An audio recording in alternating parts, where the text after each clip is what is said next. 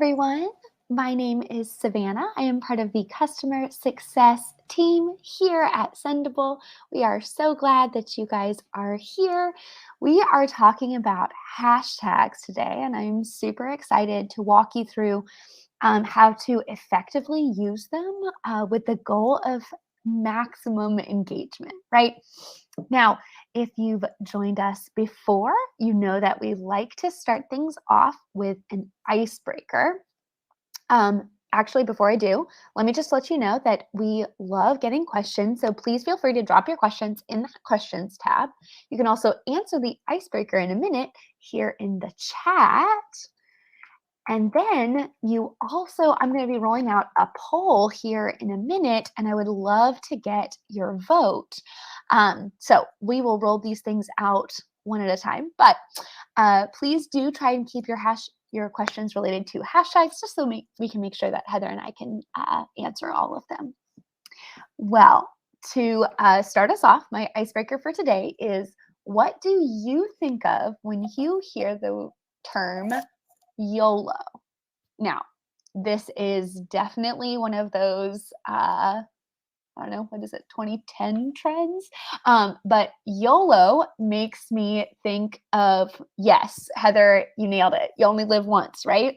So that makes me think of eating the spiciest wings I can imagine, sitting on a beach somewhere on the Indian Ocean. Absolutely stunning. So that would be my, you only live once. Let's go and let's do this. Let's just buy a plane ticket and get it.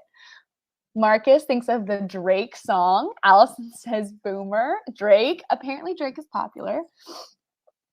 Amazing. Yes, please feel free to drop your you guys are hilarious. Jason, skydiving, absolutely. Justin Bieber, oh man, absolutely amazing. Jennifer, YOLO Swaggins, you guys are my people, let me tell you. Awesome. Well, let's dive in to the presentation here.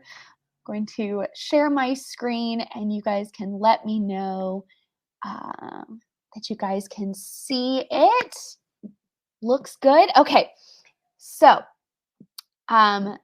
we are going to talk about effectively using hashtags, right? So I'm going to go through just a real brief history, talk about some ideas, and provide just a few tools that you guys can use to take full advantage of this incredible tool on social.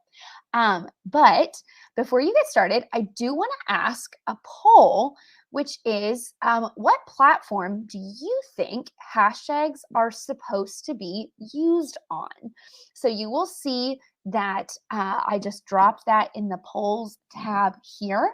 Please let me know what I have listed: Twitter, Facebook, Instagram, LinkedIn, or other. That could be anything, and you guys can fill us in on the chat. Either way, just drop in what you think, where you think hashtags are supposed to be used, and we will dive in. Now, a brief history. And by brief, I do mean very brief. Hashtags were first used on Twitter by a user named Chris Messina in 2007. Now, he was working through conceptually, how do I make sure that the tweets that I'm seeing are relevant to what I'm talking about, right?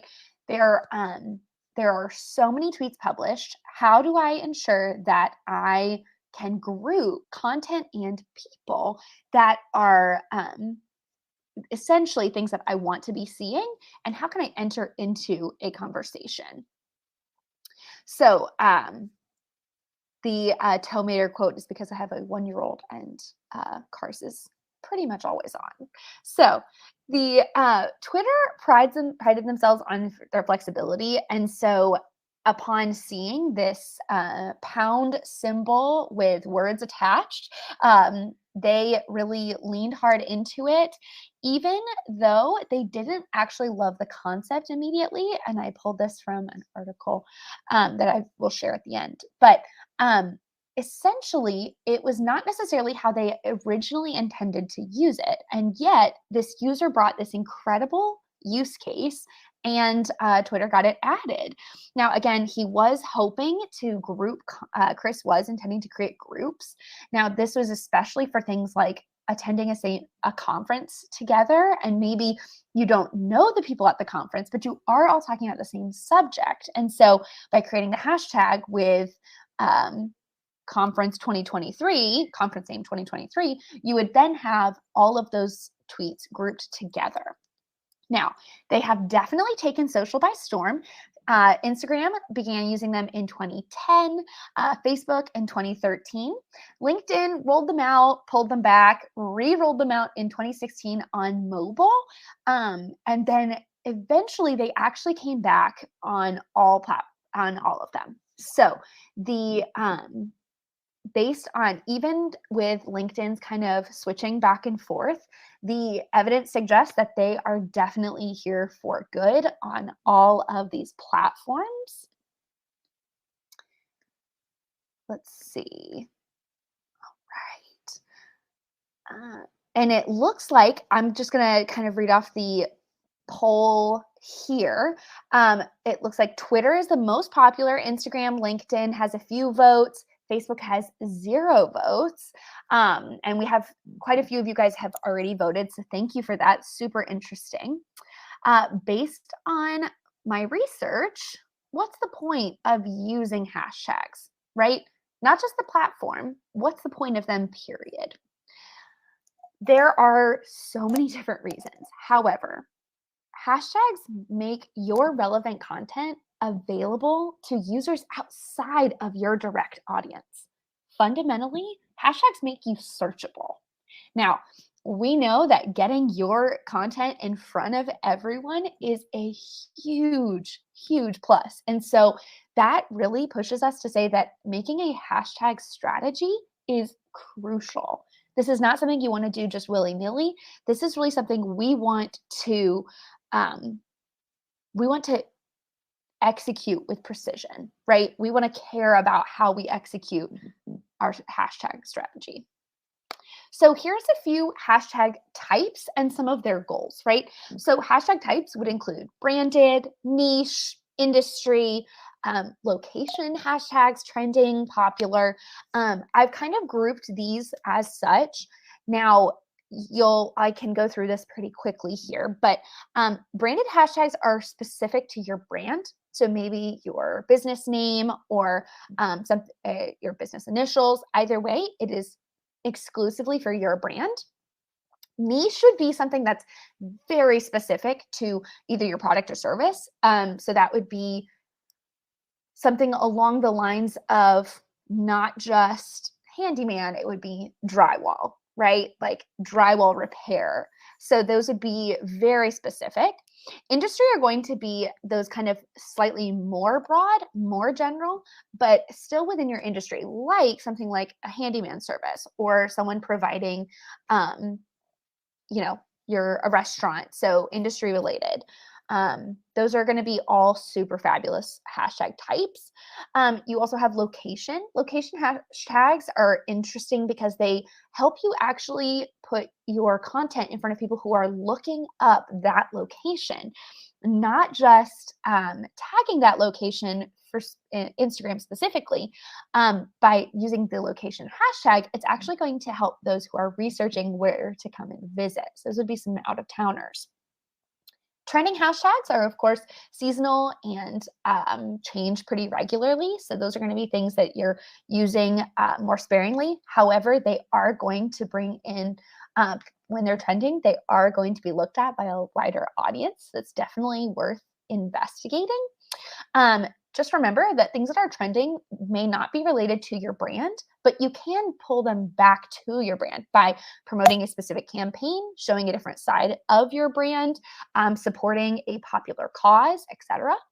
And then popular hashtags are actually going to be hashtags that are popular all the time, right? So this is not going to be like a holiday title, but rather it's going to actually look like Motivation Monday. That is year-round on Monday. That is a popular hashtag that is used.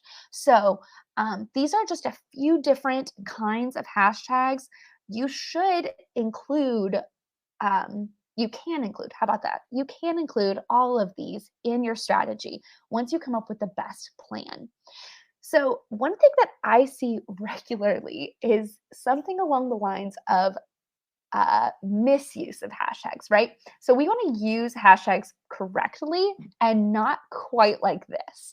This feels cluttery. It is barely readable. And hashtags, hashtags being hashtagged is great. Use is not a great word and it's not being searched. So this is not a relevant word to hashtag. So let's think about some strategies here. When creating a hashtag strategy, there are a few tips and steps that I would recommend to keep you focused. Um, First, you want to decide on the content pillars that your social strategy will include. Now, that is kind of more broad social strategy, but that will help you zone in on your hashtag strategy. So, if your social is around to establish trust by providing tips and tricks, then you want to make sure that your hashtag strategy reflects those content pillars, right? Hashtag tips and tricks, well, maybe that's too long. So maybe hashtag tips is actually going to be a more productive hashtag for you.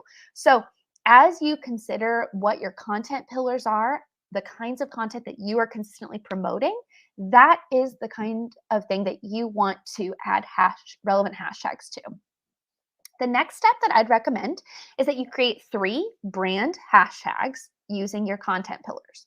Now, branded hashtags can be a lot of different things. So you want to make sure that you make them specific to your brand. And ideally, they're not used by another brand or don't already have a negative connotation. So it would be worth looking on those social sites and checking to see if that is a already used hashtag and if it's associated with anything negative. Next, I would pick 3 niche hashtags. So again, zone in on what you provide to your clients and kind of narrow that down. And then check out 3 trending hashtags, right? We want to look up things that are popular, things that are getting the most attention today on social. Now, I would recommend that you save each in your Sendible content library. Content libraries are on Sendible plans, the larger Sendible plans. So if you don't have a content library and you'd like to talk to us about expanding your plan to include that, please reach out. We would love to talk to you. Just remember that these 9 hashtags that you're kind of starting with are just the beginning, right? We want to build this out to be super relevant. However, when step 3 is look to apply the 3 most relevant from the collection that you just built to each post. You can always add more, but make sure that the hashtags that you use serve a purpose. They are not just thrown in, they are not casual, they are not thrown about willy-nilly. The hashtags that you choose are specific, that are driven to bring in the right audience, not just anybody. Now, one of the examples I wanted to put out there was a positive example of a post, right? So this would be ideally on Twitter. Loving this weather and amazing conference sessions. And then IC23, Hawaii. Now, I made up this conference. However, the conference tab hashtag is broad, right? For someone who's looking up conferences, and they might be able to do that. And then maybe conferences in Hawaii, right? So those 2 hashtags make it uniquely searchable. That's also Hawaii is also informing my comment on loving the weather. And then I give you the exact hashtag, including the date, to make sure that that conference for those who are attending in 2023 can also jump on the bandwagon about talking about the session. Maybe they just were sitting in on one and they can add their voice to that conversation. A negative example would be hashtag going to see, hashtag Batman in hashtag theaters with hashtag popcorn and hashtag candy. Now, there's a few reasons why this is not ideal. However, one of the few things that I wanted to point out were that the hashtag going is not a relevant word to hashtag. Batman, theater, those can be used properly. However, going is not a good choice. Now, in the context, this is probably too many hashtags, right? We have 5 in a very short tweet. And then the last one, candy, is spelled with 4 Y's. This means that this hashtag is super niche, or not niche, it's super specific, right? Someone who has to spell candy incorrectly in this very specific way in order to search for my post. This second one is not going to get my content in front of the right people, making it less effective. So I'm going to go through site by site for a few unique recommendations, starting with Twitter. Now, Twitter is obviously short form. We know that we have seen some recent trends with a little bit more long form content. However, by and large, tweets should communicate one idea. That means that hashtags should be extremely focused. The audience of Twitter is really looking for pithy, short and sweet, communicating one single idea. One thing to note is that tweets with hashtags are 33% more likely to be retweeted. This is incredible for brand awareness or for allowing you to be an authority on the subjects that matter that you are talking about. Another thing to note, though, is that when sharing a link to your website, you should not be using hashtags. This is because tweets without hashtags or mentions, this is like a really clean tweet, right, generate 23% more clicks, which is super interesting because at that point, it's not just pushing it out to the right. You're making sure that the link to your site is being sent to your audience because they want to get to you. Another thing that we recommend is that you use capital letters in between. So that's going to look like capital S, social, capital M, media. And that's going to make sure that those words are the clearest to read. Super important that someone can legibly read those hashtags. Now, Twitter themselves recommend using no more than 2 hashtags per post. Now, you can absolutely do more. But with that limited character count and with Twitter's recommendation, you kind of see the point they're driving, right? Make sure it's relevant, get your info into the right audience, but don't clutter up your content. Now, for Facebook, these are the recommendations are a little bit different. So Facebook posts with hashtags can really take your organic post to that next level of engagement. We know that Facebook cares very much and has invested a lot of time into their paid advertising. So how do businesses who are looking to utilize Facebook, but maybe not spend as much on those ads? Well, hashtags are an incredible way to do that. And again, that is pushing your organic content. Now, hashtags are searchable in the Facebook search bar. Fascinating chance to really capitalize on an event, things that are trending, holidays. Again, these are all putting you, like if someone's just looking for cute Valentine's Day ideas, you can just plug in hashtag Valentine's Day in the Facebook search bar and it pulls up tons of relevant posts to get ideas, right? If you're a florist, this is a great way to take advantage of holidays like Valentine's Day, for instance. Another recommendation is to use it on omnichannel marketing. Now, I wanted to do a little bit of research so that I didn't just share a term that I didn't quite grasp, but this essentially means that you should take your social strategy to all of the other pieces of your marketing strategy. So this means billboards, TV ads, commercials. How can you get that hashtag in front of a larger audience? So let's say you have a billboard in your town, and so that is reaching your local audience, and you include at the bottom hashtag business name, right? Your business name. When they go on Facebook, they could plug in that hashtag into the search bar and find you. That is a huge piece right there to take your local audience and drive them to your social accounts. Hashtags also create community. This can be like you start a trend to say, like, we're going to share brand tip Tuesday. And now let's say this takes off. Well, then you've created a community who is all sharing their unique perspective with your hashtag, allowing that to really create a sense of community in such a large platform. Now, we do recommend using a maximum of 5 hashtags per post.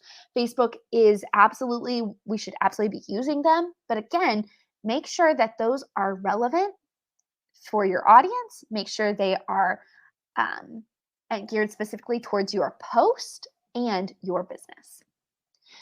For Instagram, we want to recognize that being visually appealing is a large focus for so many of the users of that platform. So make sure your strategy reflects what your audience is looking for. One of the ways that you can do that is by putting those hashtags in the Instagram first comment. Now, this can still allow your post to be very searchable, but it doesn't clutter up that copy of the post itself. Now, one of the things that I would recommend is that you can include 1 or 2 in the sentence part or in your caption, and you can also include some, of course, that are relevant and specific to the post in that Instagram first comment, maybe some of those trending tags. The next thing I wanted to mention, which I thought was super interesting, is that you don't actually want to get too creative when making new hashtags. Now, the reason being, it needs to be memorable. It needs to be easy to use, easy to spell, fun to share. So when you guys are thinking up hashtags for your business, for your brand, for a campaign, make sure it's easy to spell and easy to understand. A long acronym is not going to be used regularly. However, using one from a more standard, OOTD is outfit of the day. That has totally taken off, and you can absolutely use that. But make sure if you are using them, make sure they're easy. And then another tip is not to use the exact same hashtags on every post. Again, that's why I recommended in the beginning when creating your strategy to have 3 brand hashtags, 3 niche, and 3 trending, because then you can pull 1 from each or 2 from one category and make sure that you're rotating them, keeping it fresh, keeping it interesting, and making sure that you are reaching the widest audience, maybe who isn't always looking for just one word. For Instagram, similar to uh, uh, Facebook, we do recommend using between 3 and 5 per post. If you end up, Instagram specifically does have a 30 hashtag limit. So you can obviously do more than 5, but again, I hope that the tip that's coming through most strongly here is that the hashtags you use really need to be relevant. They need to be specific to your post, specific to your audience. If you're using trending, make sure it's relevant. Finally, for LinkedIn, we need to make sure, first and foremost, that you're not in private mode on your personal LinkedIn profile. This means that even if you're using hashtags, you are not searchable. When you use hashtags related to your industry and share them regularly, if someone were to search them, and this is just super interesting here, if they were to search for that hashtag and select the people tab in LinkedIn, they actually find users who are talking about social media marketing. Now, this is an incredible way to put yourself as an authority in this space. Are you talking about this regularly? Are you providing value? That is how they're going to find you. You can create some short articles with hashtags embedded in your sentences, but you also want to make sure that when you actually publish them on LinkedIn, you include those same hashtags, different hashtags, but you want to make sure that you're using them in both ways.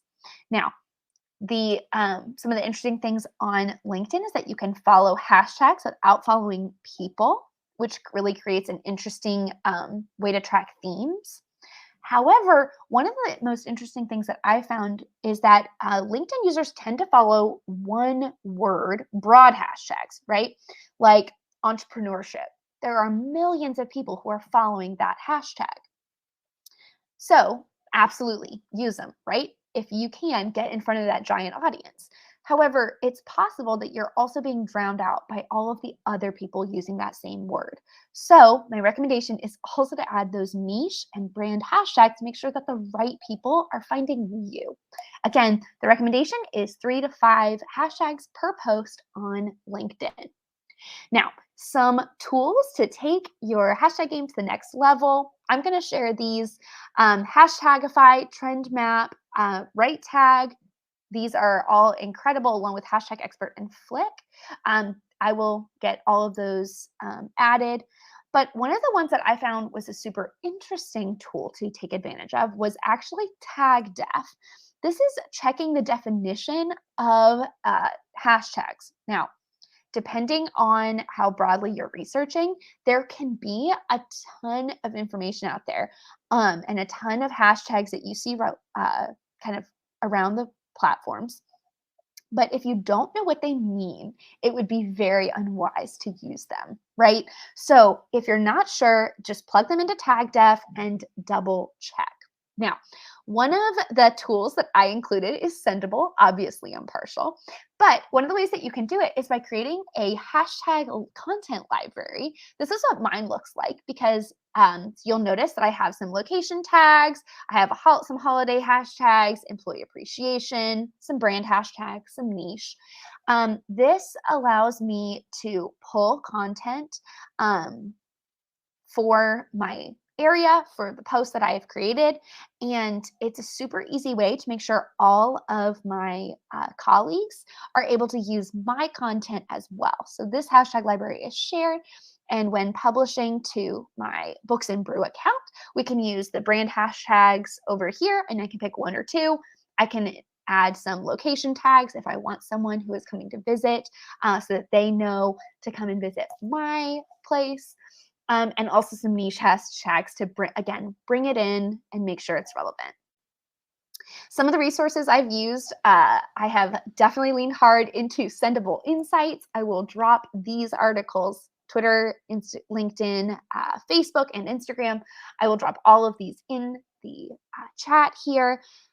But I also included a link to banned hashtags. Now, this is something I'm going to talk about briefly because I know we are just about at time. But banned hashtags are essentially hashtags on Instagram that have been reported to Instagram consistently, right? Lots of users have reported posts with these words. Now, there are a ton in there. You can take a look. However, when you find if you find that you have been utilizing hashtags that are banned, it may be that you've been hurting your reach unknowingly. So it's worth checking out, worth exploring to make sure you're not using hashtags that are getting hidden by Instagram, because in general, the topic itself is often the content of the post have been reported regularly.